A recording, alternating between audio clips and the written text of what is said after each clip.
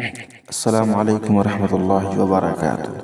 محترم سامعین، آج ہم بات کریں گے کہ یہ دنیا مچھر سے بھی حقیر ہے۔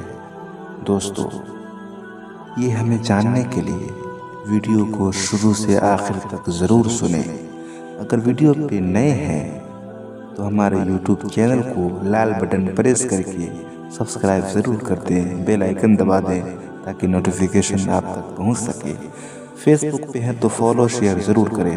دوستو، یہ دنیا مچھر سے بھی حقیر ہے۔ آئیے ہم قرآن حدیث کے حوالے سے جانتے ہیں۔ سہل بن سعد سے مروی ہے، وہ بیان کرتے ہیں کہ رسول اللہ صلی اللہ علیہ وسلم نے فرمایا، اگر اللہ رب العالمین کے نزدیک دنیا کی قدر و قیمت مچھر کے پر کے برابر بھی ہوتی تو وہ کسی کافر کو پانی کا گھونٹ نہ پلاتا۔ راوی حدیث اس حدیث کو ہم تک پہنچانے والے صحابی رسول ہے، وہ صحابی رسول سہل بن سعد رضی اللہ عنہ ہے۔ حضرت سہل بن سعد رضی اللہ تعالی عنہ بیان کرتے ہیں، کنت اتسحر فی اہلی ثم تکون سوعتی ان ادرک السحور مع رسول اللہ صلی اللہ علیہ وسلم۔ میں سحری اپنے گھر میں کھاتا پھر جلدی کرتا تاکہ نماز نبی اکرم صلی اللہ علیہ وسلم کے ساتھ مل جائے۔ آپ صلی اللہ علیہ وسلم کی تشریف آوری مدینہ کے وقت ان کی عمر 5 سال تھی۔ 2 برس کے بعد غزوہ بدر میں پیش آیا، اس وقت یہ 7 سال کے تھے۔ لڑائی سے قبل ان کے والد نے انتقال کیا اور حضرت سہل کو رضی اللہ تعالی عنہ کو یتیم چھوڑ گئے۔ آپ صلی اللہ علیہ وسلم نے لڑائی ختم ہونے کے بعد اور مجاہدین کی طرف ان کے باپ کا بھی حصہ لگایا، کیونکہ وہ جنگ کا عزم کر چکے تھے، ارادہ کر چکے تھے۔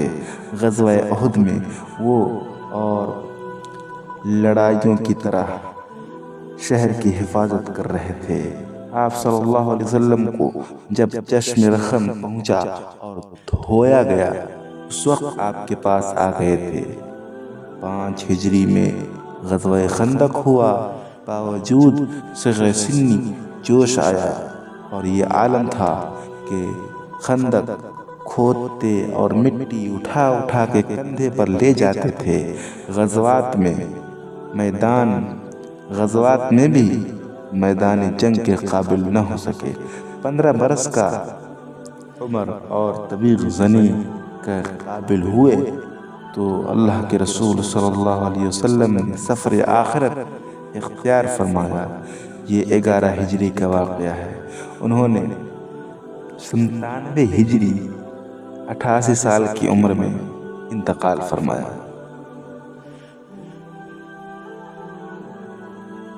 اللہ رب العالمین کی نظر میں دنیا حقیر چیز کا نام ہے، جس کے پیچھے آدمی اپنی تمام تر صلاحیتیں صرف کر دیتا ہے۔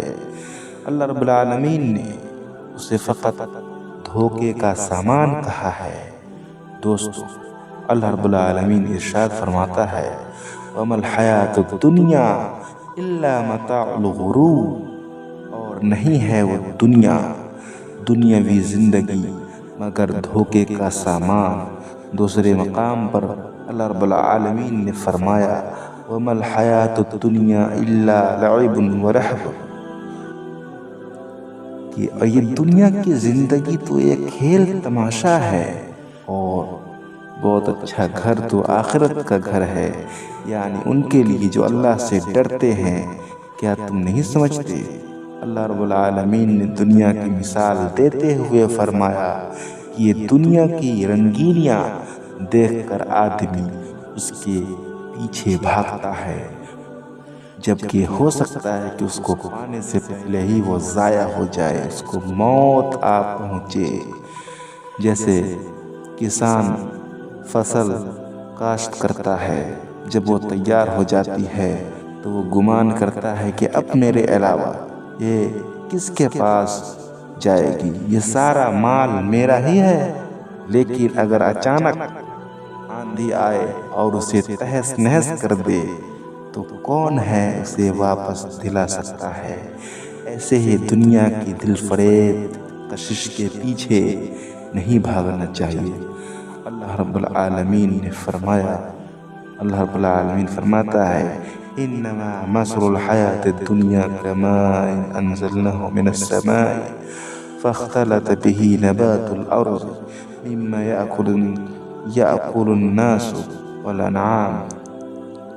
دنیا کی زندگی کی مثال مینا کی سی ہے، میں نے اس کو آسمان سے برسایا، پھر اس کے ساتھ سبزہ جیسے آدمی اور جانور کھاتے ہیں ملا کر نکالا، یہاں تک کہ زمین سبزے سے خوشنما اور آراستہ ہو گئی، اور زمین والوں نے خیال کیا کہ وہ اس پر پوری دستریں رکھتے ہیں۔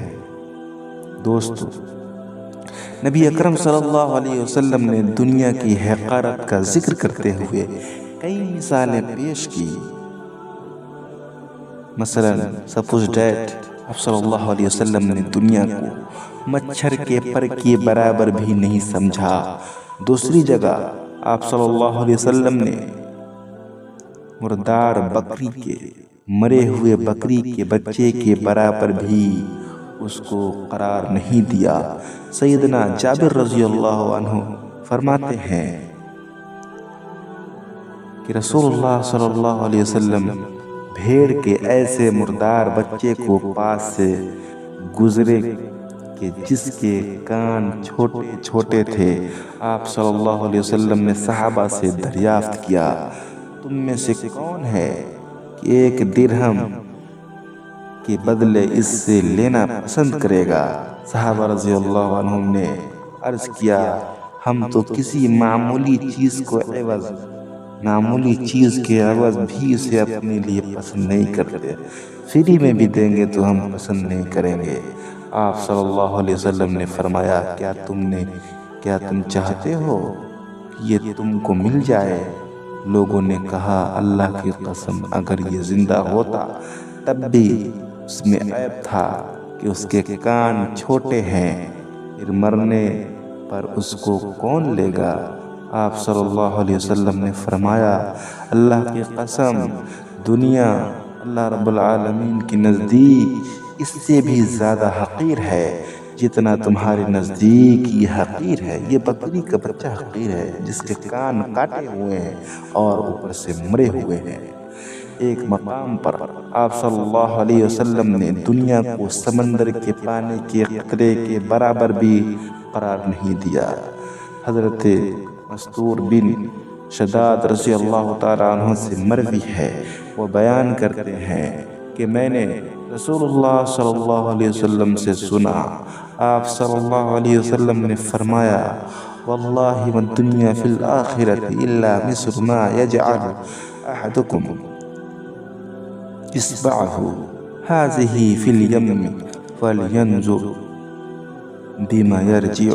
اللہ کی قسم آخرت کے مقابلے میں دنیا کی مثال بس اتنی سی ہے جیسے تم میں سے کوئی شخص، کوئی آدمی اپنی انگلی دریا کے پانی میں ڈالتا ہے، وہ غور کرے کہ انگلی کے ساتھ کتنا پانی لگتا ہے۔ کسی مقام پر آپ صلی اللہ علیہ وسلم نے دنیا کو ملعون قرار دیا۔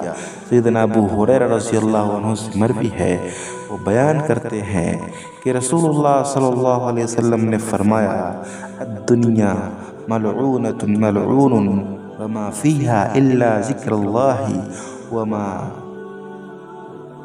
ولاہ عالما او متعلما۔ خبردار، بے شک دنیا اور جو کچھ اس میں ہے ملعون، رحمت الہی سے دور کرنے والا ہے، مگر اللہ کا ذکر اور وہ اعمال جنہیں اللہ محبوب جانتا ہے۔ عالم اور علم سیکھنے والا۔ دنیا انسان کی ضروریات کا ساز و سامان ہے اور آخرت اس کی اصل کامیابی۔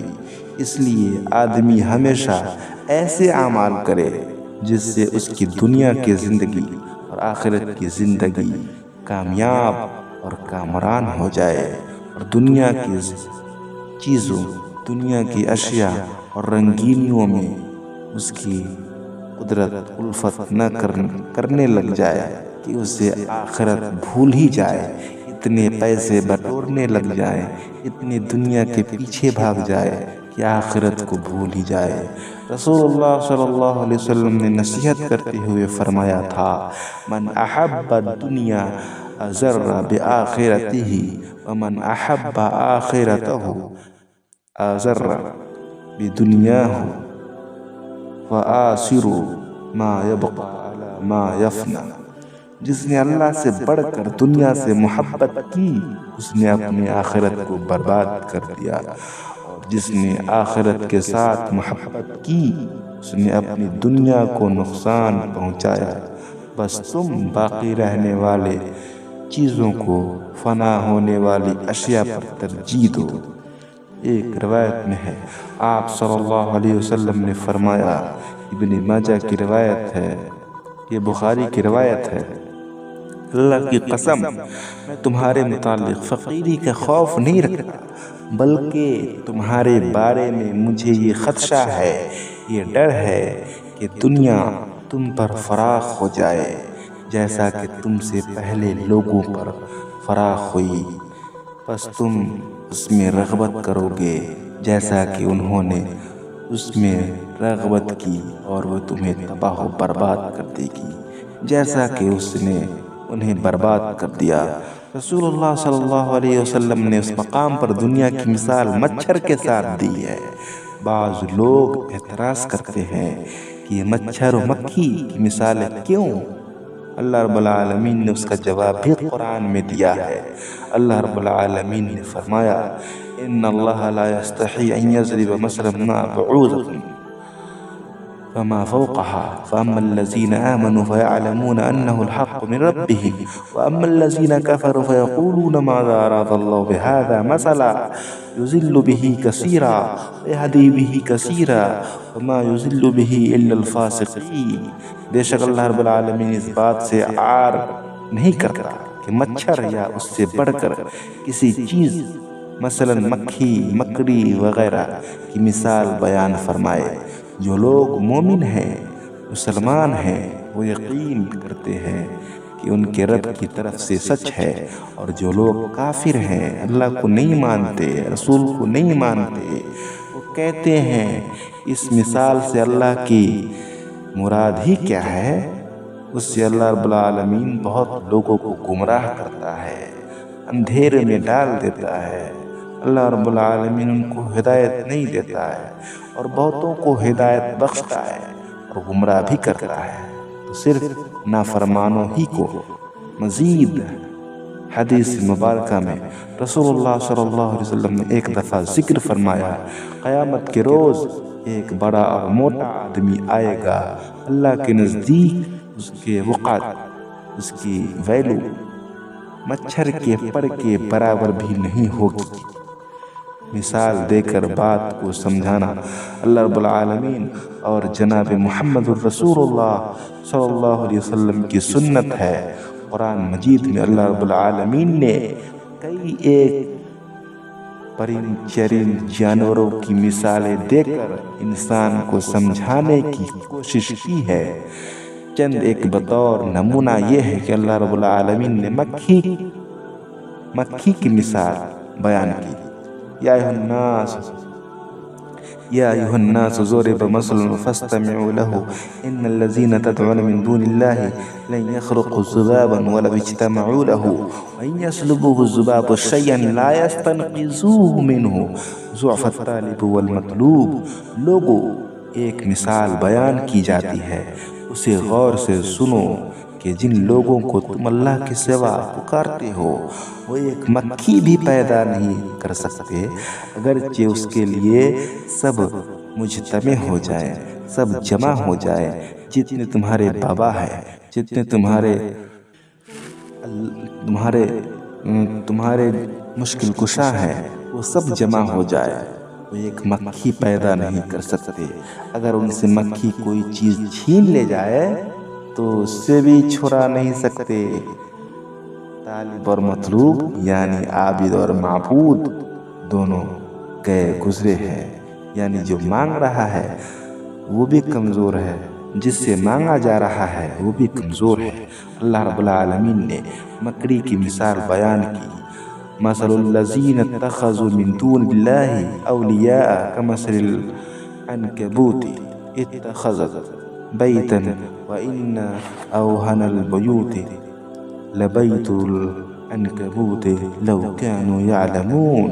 جن لوگوں نے اللہ کے سوا اوروں کو کارساز بنایا، کام بنانے والا بنایا، بگڑی بنانے والا بنایا، ان کی مثال لکڑی کی سی ہے کہ وہ بھی ایک طرح کا گھر بناتی ہے، اور کچھ شک نہیں کہ تمام گھروں سے کمزور مکڑی کا گھر ہے۔ کاش یہ اس بات کو جانتے۔ اللہ رب العالمین نے کتے کی مثال بیان کی ہے قرآن کے اندر، سورہ اعراف کے اندر آپ پڑھیے کہ اگر ہم چاہتے تو ان آیتوں سے اس کے درجے کو بلند کر دیتے، مگر وہ تو پستی کی طرح مائل ہو گیا اور اپنی خواہش کے پیچھے چل پڑا۔ اس مثال کے کتے کی سی ہے کہ اگر سختی کرو تو زبان نکالے رہے اور یوں ہی چھوڑ دو تو بھی زبان نکالے رہے۔ یہی مثال ان لوگوں کی ہے جنہوں نے ہماری آیتوں کو جھٹلایا۔ تو ان سے یہ قصہ بیان کر دو تاکہ وہ فکر کرے، اس پہ غور کرے۔ اللہ رب العالمین نے گدھے کی مثال بیان کی ہے، مثل الذین حملوا التوراۃ ثم لم يحملوها كمثل الحمار يحمل اسفارا بئس مثل القوم الذین كذبوا بآیات اللہ واللہ لا يهدی القوم الظالمین۔ جن لوگوں کے سر پر تورات لدوائی گئی، پھر انہوں نے اس کے بار تعمیل کو نہ اٹھایا، ان کی مثال گدھے سی ہے جس پر بڑی بڑی کتابیں لدی ہوں۔ جو لوگ اللہ کی آیتوں کو تکذیب کرتے ہیں، جھٹلاتے ہیں، اللہ کے اور رسول اللہ صلی اللہ علیہ وسلم کے فرمانوں کو، فرامین کو جھٹلاتے ہیں، ان کی مثال بری ہے، اور اللہ رب العالمین ظالم لوگوں کو ہدایت نہیں دیتا۔ دوستو، ویڈیو اگر اچھی لگی ہو تو ہمارے یوٹیوب چینل کو لال بٹن پریس کر کے سبسکرائب ضرور کر دیں، نوٹیفیکیشن انشاءاللہ۔ السلام علیکم ورحمۃ اللہ وبرکاتہ۔